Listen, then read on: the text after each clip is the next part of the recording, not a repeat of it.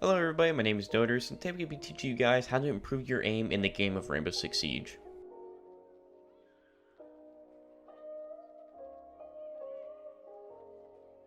And for those that are new here or aren't subscribed, or maybe just didn't know, I stream 4 days a week on Twitch. I stream Monday, Wednesday, Friday, and Sunday. I play Rainbow Six Siege, I play Valorant, I play Osu, I play a lot of different games on there, mainly Siege, but if you want to stop by, maybe chill, drop a follow, that'd be very much appreciated, and I will see you guys in the video. Now back in around January, I used to never aim train, and I never saw improvement. I always played, and I always lost all my gunfights. I played Terrasun, and I played the game itself, which I thought was the most important thing, was to always play the game itself. And I still stand by that. I think that if you're going to be aim training, you should spend more time on the game you want to be good at, and improve at the game itself, rather than improving your aim for the game. And the reason I think like this is because, think about it like this.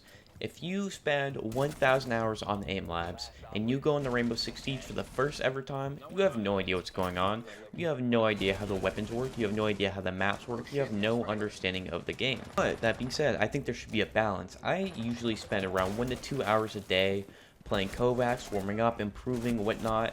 I play for fun. I love playing Kovacs for fun. I think it's a really fun way to improve your aim. But you should also be playing the game. I play the game for around 4 to 5 hours maybe a day, depending on how I'm feeling.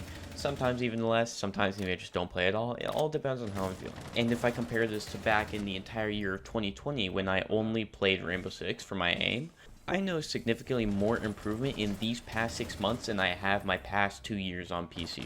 And now I'm going to address a common argument I hear all the time. Why should I play Kovacs when I could play aim labs? Because aim labs is free, right? That makes it better. And the reason I never recommend aim labs to people is because aim labs was originally made to gather data from their players and see where everybody was at in terms of aim and scoring. And aim labs has some of the most useless scenarios I've ever seen in my entire life. I've played FPS games on PC since 2018, and I have never ever needed a grid shot. But Kovacs routines are actually made by players to help you improve specific types of your aim. There are more scenarios, harder and easier, depending on what you're looking for. Yeah, play blue or no. I'm gonna play my main. I'm gonna play aggro main. I can just C4 it. Might be going on secret. Yeah, no, opening secret. Oh no, that's oil poke. They got moto edge, by the way. But it's not oil, but that's secret. Nice pick. One secrets though. I got Doki. That's his O. Get him my bottom main cam. Dawson, get him my bottom main cam. Wait, one on main, one on main. Right side, One right on side. main. One thing. I'm gonna go left side. One op 4 remaining. Last one probably going on secret. It's his O. Before I jump Rainbow Six, I warm up using the same routine every day. The reason why I use the same routine is for consistency. When you warm up, you want to be as consistent as possible. That way you can see progression in your scores. So let's say I'm playing stack dots. I like to use stack dots to warm up every day. So if I use the same playlist, our static dots every day, and I see my scores progress by 1 each day, 1 point, I know that I'm improving. And that's what I like to see. Rather, if I'm playing 12 different playlists for 12 different days, I don't really know if I'm improving or not. I like to see that improvement and that consistency in my aim. And another common question I get is, if I buy Kovacs, what scenario should I be playing? How do I actually improve my Siege aim and not just some random playlist or just some random scenario that doesn't help me? And so there are multiple different aim types, but the ones you need most for Siege are called static dots and dynamic. Static dots are meant to represent people that are on your screen but aren't moving. They're supposed to represent flicks and micro adjustment.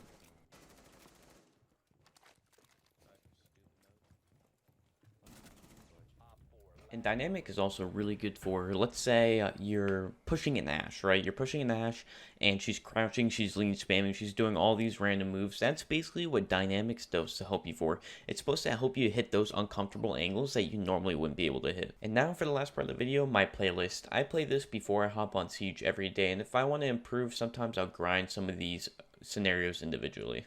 And remember, when you're aim training is supposed to be fun. You aren't supposed to be struggling, you aren't supposed to be having a hard time. You're supposed to be having fun, listening to music, watching YouTube, doing whatever you need to do. Make it fun. It's not about competition, it's about improvement.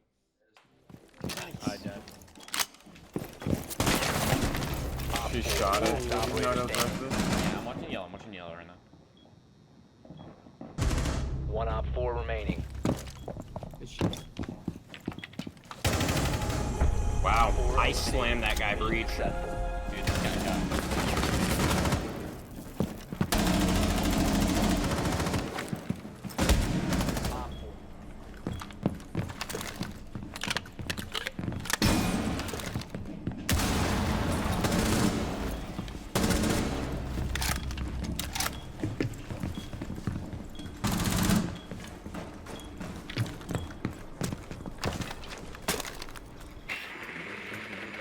He was tucked in vents on the door.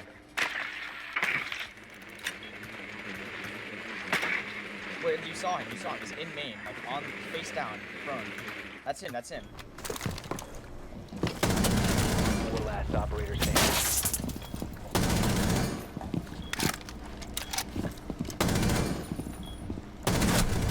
You're nasty, Nodrs. Thank Four God for eliminated. wow.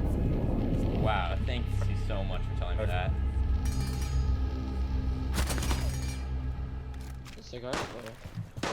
There was a smoke cling, fucking bitch, but I think he pushed up out.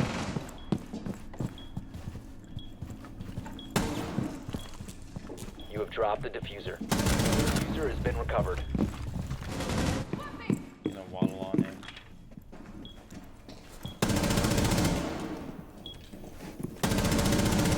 Swapping bags. You have located a bomb. 1 op 4 remaining.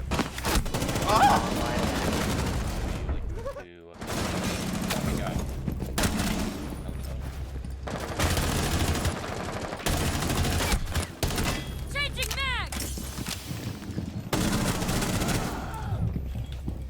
Vibes. He's on my mouth. Whipped on the. Oh my fuck. 4 last stop standing. He's upstairs, I think. Might go court. You haven't killed him. 15 Yeah, he's security, seconds courtyard.